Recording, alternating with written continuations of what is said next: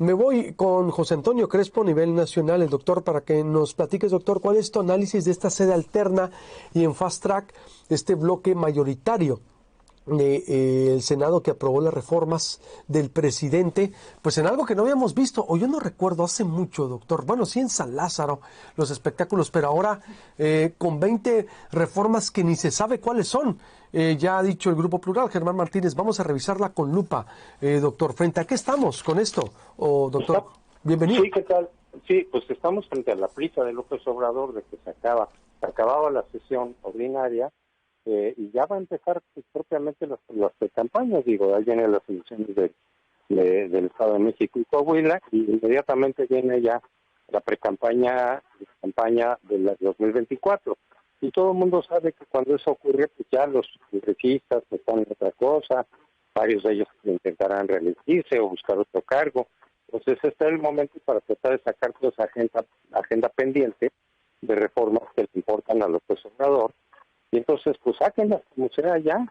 Obviamente ya no daba tiempo de revisarlas, de verlas, de discutirlas, de pasar las posiciones. Entonces, órale, fast track. El problema con el Senado, digo, además de que se está violentando el proceso legal, en muchos casos podrá justificarse, pero en otros no. Es decir, están aprobando sin leerlas, sin el tiempo necesario, sin discusión, en tribuna, sin nada. Sí, todo que viene y lo firman sin verlo. Bueno, eso puede tener implicaciones legales, procesales, digamos, ¿no? Pero también en el caso del Senado, lo que destacó desde el principio es que no había quórum. Habían solo 64 senadores y, sin embargo, iniciaron la sesión para para tomar posesión a una suplente como senadora y entonces tener el quórum de 75. Pero la misma sesión en la que le toman posesión no tiene validez legal, que se inició con 64. Y viene también el cuestionamiento de decir, pues si la senadora titular está fuera de México, pero cumpliendo una función como senadora, está haciendo su trabajo de senador y de repente la cambian y ponen la de aquí, la suplente aquí para hacer el quórum, pues eso creo que tampoco es una cuestión estrictamente legal, también la van a impugnar. Y no se vale hacer eso. Hay un procedimiento para aceptar la licencia y después entonces ya se puede tomar de posesión a la suplente. Doctor, ¿pudiera acercarse más al teléfono, por favor? Porque lo escuchamos un poco a su boca. Sí, ¿así me oyen mejor? Perfecto, sí, adelante. ¿Sí? Perfecto, sí, nítido, así era, adelante. Bueno, entonces eso, lo que estoy señalando es que sí hay varias faltas procedimentales que pueden ser cuestionadas ante la Suprema Corte, es lo que va a hacer la oposición, va a hacer. Ya veremos la Suprema Corte qué valida y qué no valida de todo eso, porque si de entrada dice la Suprema Corte, desde el principio no había quórum para iniciar las sesiones, por lo tanto todo lo que se aprobó en esa sesión no vale, incluida la toma de posesión de la suplente a la senadora que estaba cumpliendo funciones de senadora fuera de México, pero en una encomienda como senadora. Entonces son tantas las irregularidades que lo lógico sería que la Suprema Corte dijera esa sesión no valió, tienen que hacer la otra si quieren una sesión extraordinaria, ¿no? del Congreso, pero esa de estos días pues no valió porque la hicieron sin quórum. Uh-huh. Pero primero, antes, ¿qué fue lo que aprobaron, doctor? Es decir, se sabe todo, a ver, porque una gran cantidad de cosas. Exactamente, o a lo mejor el resumen, porque la ley minera siempre sí se van a afectar, por ejemplo, a los mineros, al sector minero. ¿Qué es lo que aprobaron para dimensionar? Aprobaron muchísimas cosas, pues muchas ni siquiera las teníamos muy claras. Exacto. Se las sacaron de la vida, ni siquiera fueron conocidas y analizadas por la opinión pública, sino que de repente, pum, las sacaron, y en estos días algunos de los especialistas de los distintos temas nos van explicando de qué se trata. Pero, pues, en fin, está, por ejemplo, darle más dinero al ejército, de lo del turismo, o sea, fortalecer al ejército por un lado, quitar la financiera agrícola que ayudaba a dar créditos a los agricultores menos favorecidos, a los que dicen favorecerlos están perjudicando por todos lados. Lo del INSABI también, es decir, reconocer el fracaso del INSABI, algo que ya los expertos lo habían dicho desde el principio, ahora se reconoce, pero también con lo del INSABI la cosa ahí, que la cuestión es que quedaron 450,000 millones de pesos sin saber bien qué pasó con ellos. O sea, también ahí hay cuestiones de opacidad.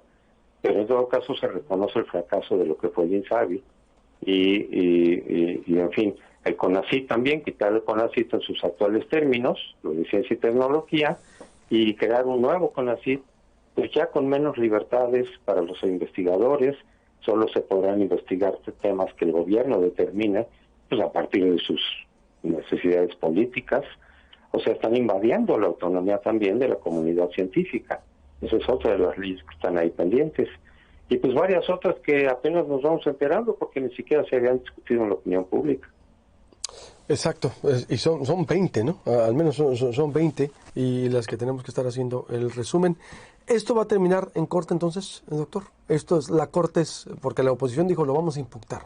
¿Hacia allá vamos? Sí, sí, desde luego que se va a ir a la corte. Yo no sé si en alguna de esas leyes haya algún elemento anticonstitucional, pero lo que van a cuestionar básicamente es el procedimiento.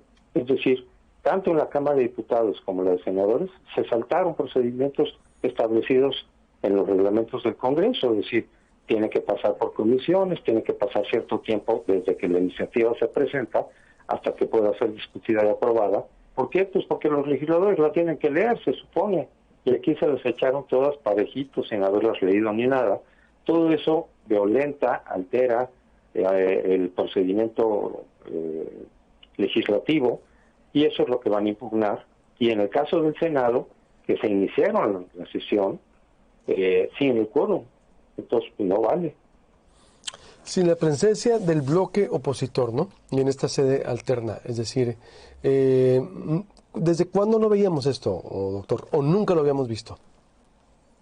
No, sí lo habíamos visto también cómo la oposición tomaba la tribuna y que a veces sí se hacían sí recuerdo algunas ocasiones en las que sí se lo hacían en alguna sede alterna, sí, porque había también ahí problemas con la oposición, etcétera.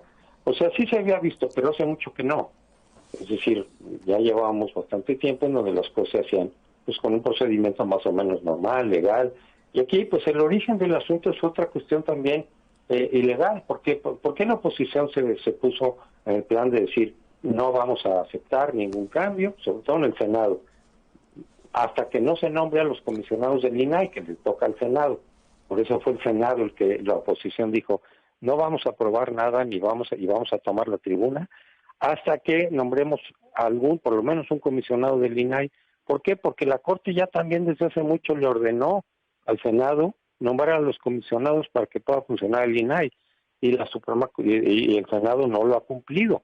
Lo intentó cumplir con 2 comisionados que nombró, que el presidente vetó. Entonces, bueno, tendría que hacer otros nombramientos hasta que ya el presidente ya no pueda vetar, y entonces ya sale por lo menos un comisionado. El acuerdo había sido ese. Se supone que el acuerdo era vamos a nombrar por lo menos un comisionado entre todos, o alguien que tenga más o menos consenso, para que pueda seguir funcionando el INAI. Pero bueno, lo que pasa es que es muy claro que López Obrador no quiere que funcione el INAI, le dio esa instrucción a los senadores y les dijo, nada de nombramientos, no nombren a nadie, paralicen al INAI.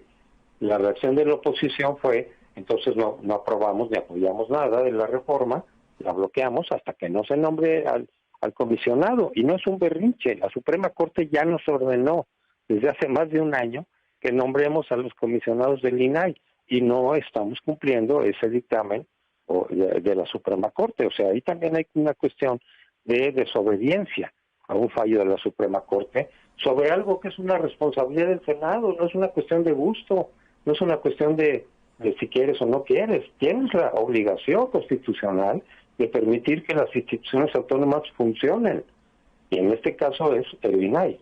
Entonces ahí también hay una cuestión de desobediencia legal por parte de Morena. Ahí está la información. Conclusión, doctor. Conclusión, que se ve claramente la determinación de López Obrador de imponer su voluntad por encima de lo que sea, incluida la Constitución, la ley, la Suprema Corte, no importa nada. No me vengan con que la ley es la ley, no me vengan con que el Estado de Derecho. Yo voy a imponer mi voluntad a como me dé a entender la vida, y a ver qué pasa. Y eso se va a prolongar y se va a intensificar de aquí al 24.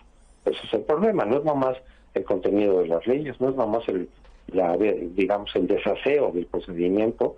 A mí lo que me preocupa es que ahí hay claramente una voluntad de López Obrador de imponer su voluntad por encima de lo que sea, en lo que queda del sexenio.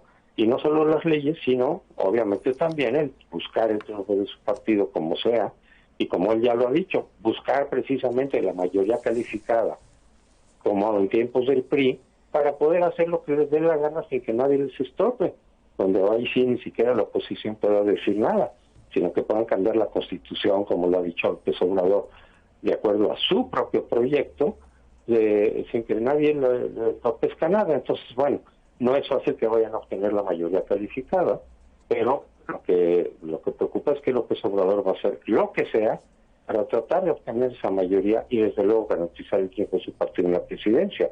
Eso puede poner en riesgo la gobernabilidad del país a fines de este sexenio, ya en la elección del 24. Eso es lo que a muchos nos preocupa. Gracias, doctor, como siempre. Le mando un abrazo y estamos en contacto. Hasta luego, adiós.